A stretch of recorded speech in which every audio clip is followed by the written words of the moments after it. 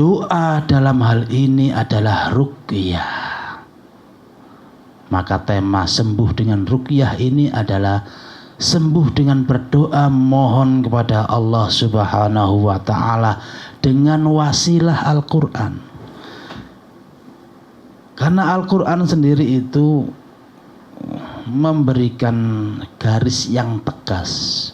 Wa nunazzilu minal Qur'an ma huwa syifaa'u wa rahmatul lil mu'minin wa la yazidu dzalimina illa khosaro. Kami turunkan daripadanya itu Al-Quran sebagai obat syifa, sebagai obat penyembuh, ya, sebagai obat syifa. Itu adalah makna obat yang kekuatannya ketika ia sembuh jarang untuk kambuh kembali atau bahkan tidak kambuh. Itu menunjukkan bahwa syifa ini ada kekuatan doa dari Allah yang kemudian dikombinasikan dengan wasilah-wasilah perantara-perantara yang lainnya. Syifa di sini adalah perantaranya adalah Al-Qur'an, bacaan-bacaan ayat suci Al-Qur'an dan bacaan-bacaan yang lainnya yang yang terus tetap menyandarkan kepada Allah Subhanahu wa ta'ala. Itulah kemudian ada 3 hal kenapa kita harus meruqyah diri kita, ya, kenapa kita harus berdoa atas sakit kita sebelum kita kemanapun kita berangkat untuk mencari obatnya. Maka kita ruqyah terlebih dahulu. Kenapa? Yang pertama, karena ruqyah itu bagian dari sunnah Rasul Muhammad sallallahu alaihi wasallam. Suatu saat seorang sahabat ini bertanya kepada Rasulullah, "Kunna narki fil jahiliyah." Ya Rasulullah, dahulu kami meruqyah di zaman jahiliyah. Maka kami bertanya, "Faqulna ya Rasulullah, kaifa tara fi dzalik?" Bagaimana yang demikian itu?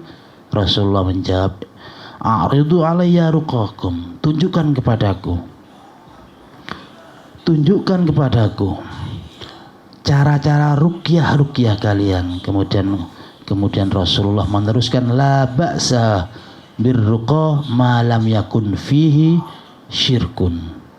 Tidak mengapa dengan ruqyah selama dalam ruqyah itu, dalam pengobatan itu, dalam suwu itu tidak ada unsur syirik. Unsur syirik secara nyata bisa kita pahami bersama, tetapi secara batin bagaimana hati menggantungkan kesembuhan ini kepada Allah Subhanahu wa ta'ala. Karena Allah sendiri menyatakan sangat tegas dalam Al-Quran, wa idza maridtu fahuwa yashfin. Dan ketika saya sakit, fahuwa yashfin, maka Allah lah, Dia Allah penyembuhku. Ini menunjukkan bahwa Allah adalah zat penyembuh. Allah adalah utama dan pertama dalam pengobatan, dalam penyembuhan ruqyah ini, yakni berdoa, memohon kepada Allah. Sehingga ketika kita punya sikap mental yang semacam ini, sandaran hati kita pertama penyembuh itu adalah Allah. Ketika Allah menakdirkan kita berwasilah kepada Al-Quran, berwasilah kepada obat, berwasilah kepada dokter, kemudian tidak mendapatkan kesembuhan, hati akan terasa tetap tenang. Kenapa? Karena ini sesuai dengan takdir dan maunya Allah Subhanahu wa ta'ala. Sebaliknya, ketika Allah kemudian menakdirkan kesembuhan, hal ini menunjukkan bahwa Allah betul-betul zat yang maha penyembuh, sehingga rujukan hati kita, penyembuhnya itu bukan dokter, bukan tabib, bukan obat atau wasilah yang lainnya, tapi Allah Subhanahu wa ta'ala. Sikap mental yang semacam ini adalah yang sangat sehat sekali. Mental yang sehat semua disandarkan kepada Allah Subhanahu wa ta'ala. Yang kedua, kurangnya zikir kita kepada Allah, kurangnya doa kita kepada Allah membuat kita harus meruqyah diri kita, sehingga kekurangan zikir, kekurangan doa, kekurangan ibadah kita kepada Allah ini membuat pertahanan perbentengan tubuh kita semakin lama semakin lemah, semakin lama semakin lemah.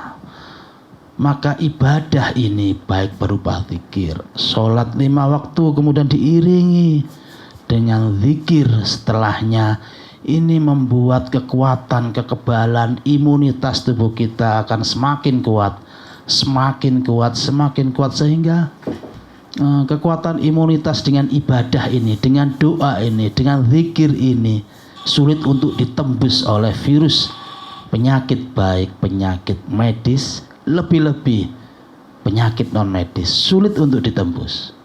Sama halnya ketika kita ngomong masalah kesehatan zahir secara medis, kekuatan tubuh yang punya antivirus yang kuat, olahraga yang kuat, makanan yang sehat, halalan, thayyiban, sehingga tubuh kuat, antivirus, antibodi dalam tubuh semakin kuat, imunitas semakin kuat.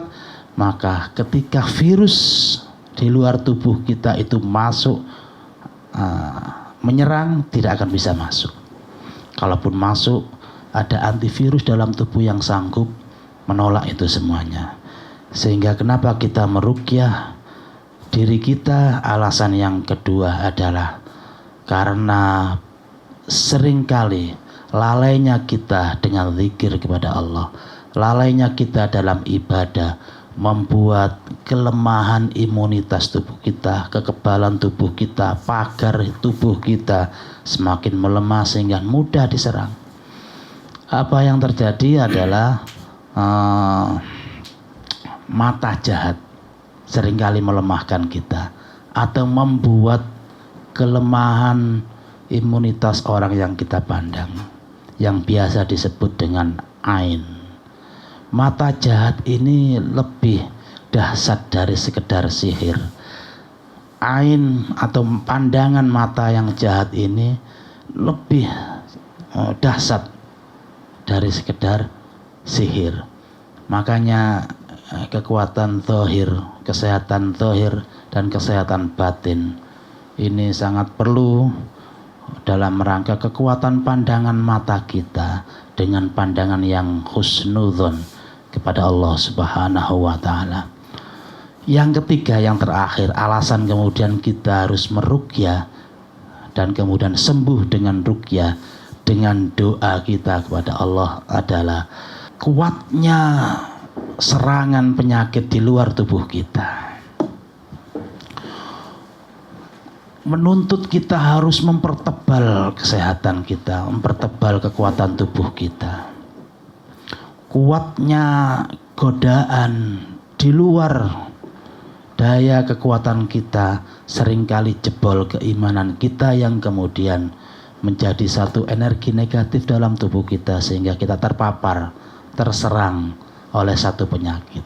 Ya, kebalikannya dari lemahnya, dampak dari lemahnya perbendengan kita dengan ibadah memunculkan kekuatan energi negatif atau banyaknya virus penyakit di luar tubuh kita ini, ya, akan semakin mudah menyerang kita dan masuk, dan sehingga kita akan merasakan sakit.